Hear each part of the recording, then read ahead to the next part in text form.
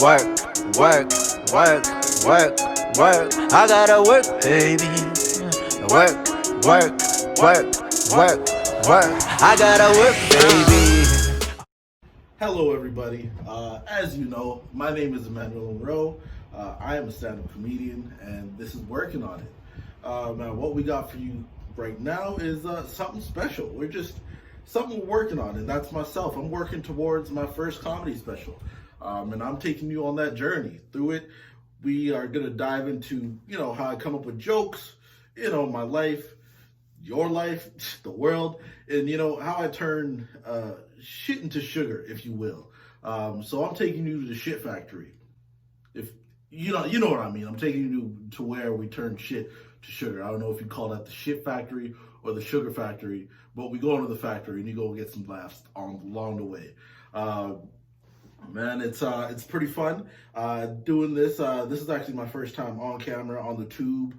I feel old school. Everybody's on YouTube now except for me. It's ridiculous. I was out there old school telling jokes on a soapbox downtown, just screaming like a newspaper boy. Man, but we here, last but not least, we'll call it. But a whole bunch of new stuff that's been going on in my life, especially since I've started stand-up. It's just been like I caught a bug, and it's like a good bug. You know what I mean? Very similar to other bugs, but not like as bad. Like the only thing I can compare it to is herpes, where you get it, but you can't get away from it. You know what I mean? It was fun at the time, and now you got it, but it's not leaving you. It's there forever. But I caught the bug, and now I can't stop doing it. Now you gotta deal with it too. It's been crazy, sitting at home, just telling jokes to myself, and I think I'm hilarious. So that does nothing for nobody.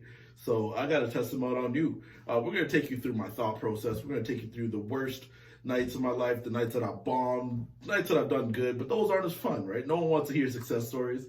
We all want to hear the failures. So we'll go through that. We'll go through some of my most wild open mic nights. And along this journey, you'll get to meet a couple of my good buddies that are also comedians and just other people that are working on stuff. Because, who are we to say that I just got to stick to comedy? Who knows? Maybe midway through, I just become a preacher or something. You know what I mean? It's going to turn into Sunday service. Shout out Kanye West. It's going to be a blast. Let's get into it a little bit. This is just the first one. So this is just simply like an introduction meeting. You know what I mean? You don't get the job on the first interview. This is simply just us chatting, seeing how compatible we are. If you've left the video by now, clearly we're not compatible. But if you're still here, we might have a connection. We might have met a spark. There might be a spark between us, and I think you're going to like what you find. It's going to be spectacular. When I first started stand-up, it was actually February of 2020. Perfect timing, you know what I mean? Right in the midst of the worst year on record for most of us, and in the midst of Black History Month, because I figured the safest time for me personally to start stand-up is a month where there's a lot of white guilt in there. You know what I mean? So they feel like if they laugh, it's reparation. So, ease my way into it. Get a couple free laughs. Reparation laughs is what I called them during that month. Because some jokes were just not funny. I was like, no, you just laughing because I'm up here. This is ridiculous. Man, but it's been going steady since then. I've been able to do a fair amount of shows and, I just put my face out there. That's what it is. But, what I get to chat with you guys about is really just the nitty gritty, how it goes from just a dumb joke or something stupid that happened and turn into something funny. And the best part about this is because I'm not trying to form any jokes. I get to tell you some crazy stories that I don't even know how to turn into jokes yet. Some of the crazy stories that I've gone through that I'm like, I might never make this a joke, but someone has to know. So I got to tell somebody. You know what I mean? I can't just keep this to myself. I got to tell somebody. I could talk to y'all about the first time I've ever done stand-up. First joke I ever told was a true story. That was my first interaction with Klan members. You'd think it doesn't sound funny, but it was actually hilarious thinking back on it, man. I was about maybe 14, 15 years old. I was rollerblading because when I was super young, I got really into rollerblading and white girls primarily is why I started. I didn't want to say it, but I'm sure you could have been like, why was he rollerblading? This guy rollerblades? Nah. I was into white girls. That's how I started rollerblading. That's just a simple fact. But I was rollerblading just down the street. It was midday. I was going to go play some ball, and I was the mode of transportation because I have no license. So I'm just roller skating, and then this white truck pulls up next to me. It was just straight up, stereotypical situation. White truck full of white people with a white power and all that noise. And they just started yelling at me, go back to Africa, get out of here. You know what I mean? They hit me with the ER. They didn't even hit me with the A, And I didn't know what to do. I was confused because who yells at a 15-year-old on rollerblades? It's wild. But they ended up circling back, and I was like, oh no. And I was trying so hard to get away, but if you rollerblade fast, you don't look like a superhero. You know what I mean? I don't care what you think you look like, but you look like a figure skater regardless. I was out there trying to rollerblade quickly, but I couldn't get away fast enough. It was a trip, and now I went on stage and I told a joke. Ended up doing pretty well. It was great. It was 6 people in the crowd though.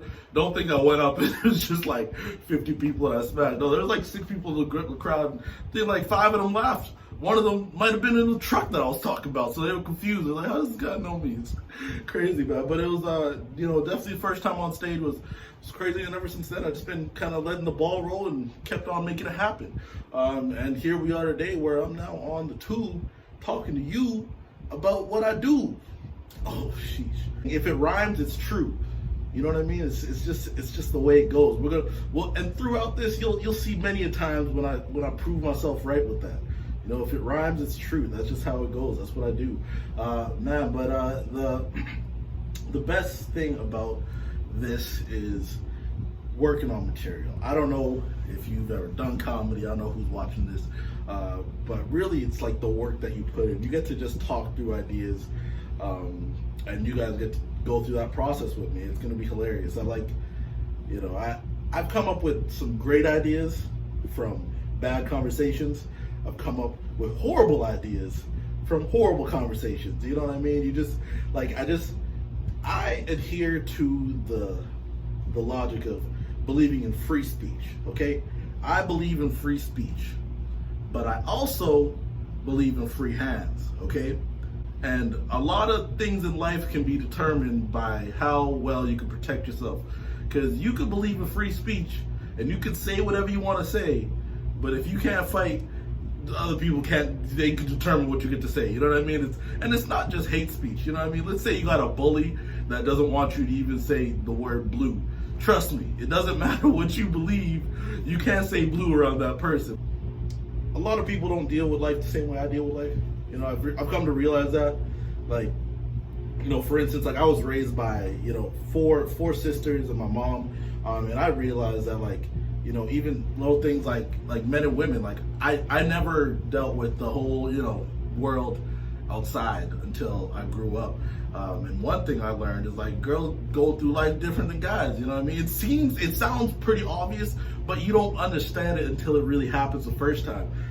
Walking at night, I was oh man, you don't walk at night. And I even found out it's even deeper than that, where I don't even deal with stuff the same way other black people deal with stuff. I'm a big black dude, okay? It's my cross to bear. I gotta deal with it. I work through it every single day. I realized I don't even deal with racism the same way because people scared to get touched. It's I've been called the N-word, but I get the drive-bys, you know what I mean? I have homies that get called the N-word on the street to their face, and I'm yo, bro, you messing him up? Yo, this dude was big. I'm man, it's crazy. It's rough. And everybody says they would have done something, but when you're in the situation, you don't know. For me, it's all drive-by, you know what I mean? Dudes in the truck, I've been called the N-word, in mid-traffic, you know what I mean?